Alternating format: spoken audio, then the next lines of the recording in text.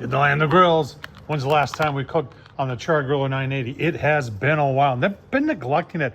A lot of people always ask questions about capacity. So how many pieces of chicken can you get on this thing? Well, folks, today we got plus 4 dozen. 4 dozen plus.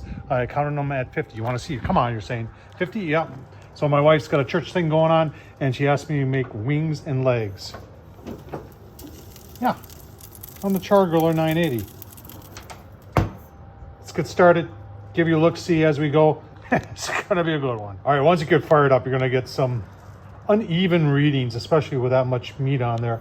And you can see we're below 200 here coming up, and right here we're above, just coming up on 250.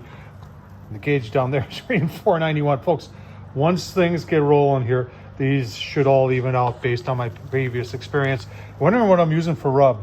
This stuff right here, I've been using it for years. You used to get it at Sam's Club. Now you get it at on Amazon or at Walmart. And then if you saw those trays, the trays down there catching grease, they got holes in them.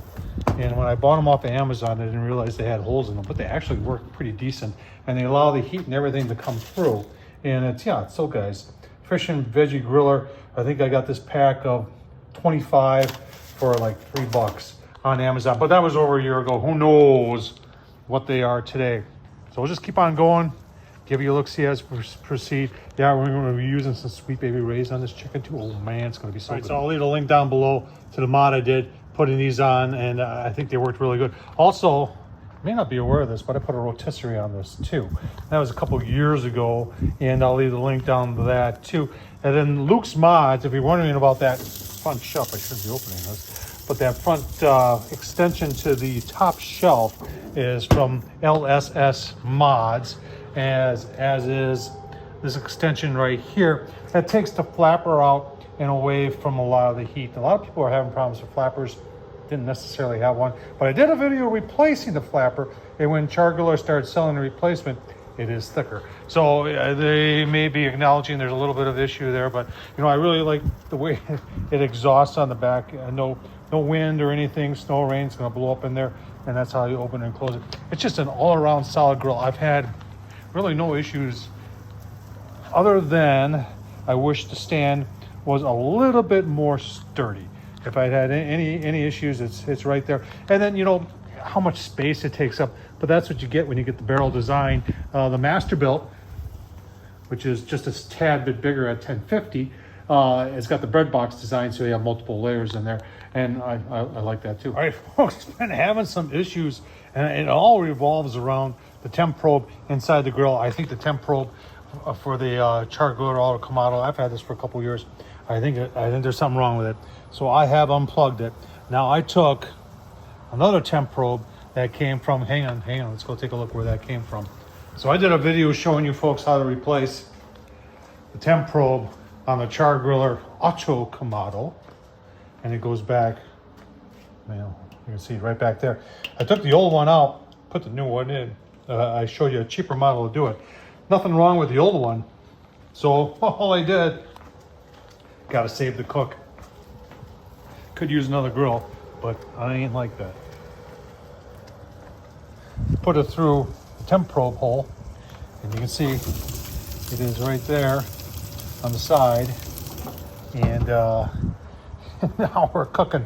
And she's regulating herself pretty decently.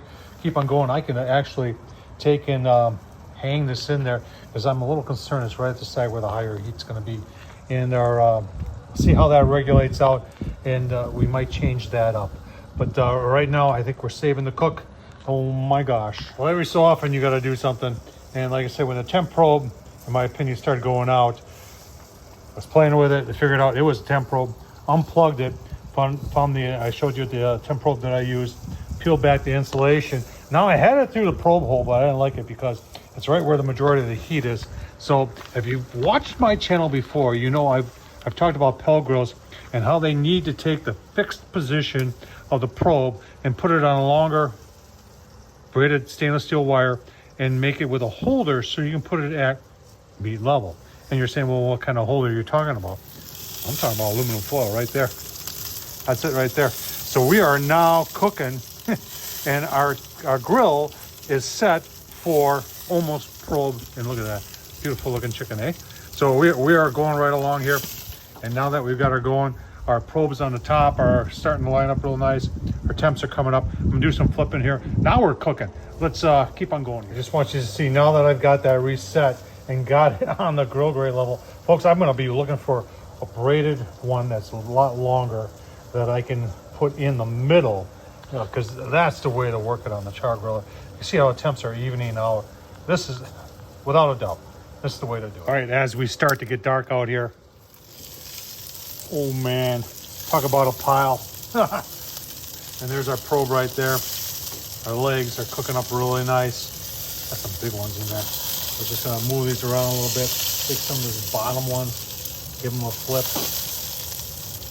This is gonna be, well, like I said, for my wife's church tomorrow is they've been having a rummage sale.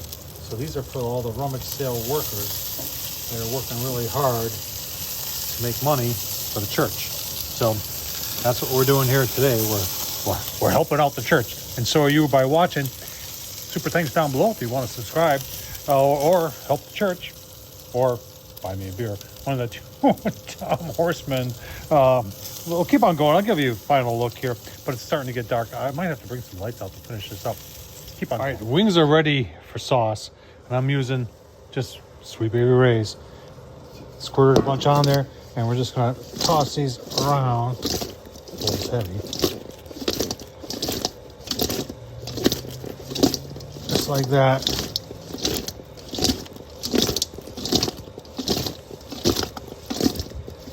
There's a leg in there too. Do you see that? So we'll get these back on the grill for just a minute or two, and then these will be done. The legs got a ways to go, except for that one right there. Remember, it's a sauce. So wings, I know, are done. Legs, I mean, for heaven's sakes, look at that. That's, you see that? Really, really nice. So we're gonna put the wings in one pan, and then the legs will finish up, toss them, just like we did the wings, and then they'll go in another pan. I'm pretty sure there's gonna be one leg in the wing pan, because it got sauced up already. And then we'll give you a look, see at the final product. Oh man, got the big bowl, ready for the legs. Oh man, let's toss them. This is difficult because they're so heavy. But we're gonna toss them, Sweet Baby Ray's, and then back on the grill they're gonna go, just for a couple minutes. And folks, nothing goes better with barbecue chicken than my wife's homemade German potato salad. Oh man. All right, so on the Chargriller, Chargriller 980 Gravity, folks, I'll tell you what, look at that. Over 4 dozen. I mean, 48, it was actually 50. We're down to about 48 now because I had a couple, the Sweet Baby Ray's. The modifications we had to do mid-cook, the MacGyvering we had to do, I think we're gonna do that permanently, because I like to have the temp probe at grill grate as opposed to where it is, and I showed you that before when we did a similar mod to a pellet grill. Look at these. Oh my gosh. So good. Tom Horseman YouTube. Thumbs up, leave a comment. And as always, thanks for watching.